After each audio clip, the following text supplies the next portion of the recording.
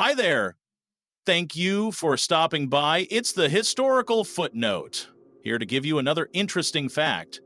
This one comes from the South Pole.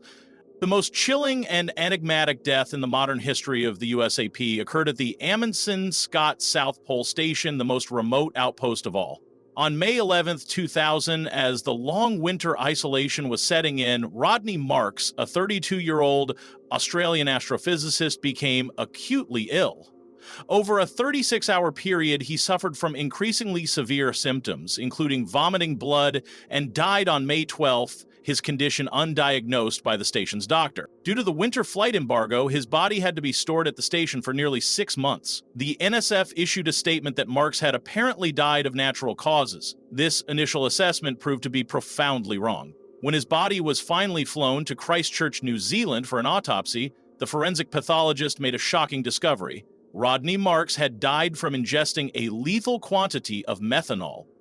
This finding triggered an 8-year investigation by the New Zealand police, led by Detective Senior Sergeant Grant Wormald. The case, dubbed the first South Pole murder by the media, was fraught with difficulty.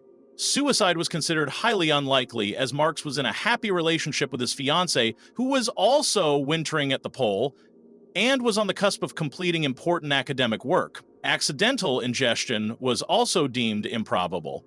The investigation was severely hampered by what Wormald and the New Zealand coroner described as a lack of cooperation from the NSF and Raytheon, the contractor running the base.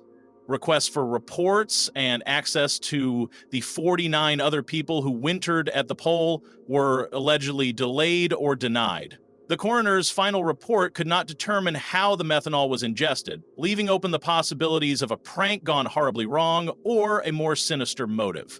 The death of Rodney Marks remains an official unsolved mystery, a case that demonstrates how the extreme physical isolation of Antarctica can create a jurisdictional void, allowing the truth to become as frozen and inaccessible as the continent itself. Tell me what you think about this story. It's still a cold case. Who poisoned Rodney Marks? Leave your comments below, and thank you for subscribing. Ready for the next fact?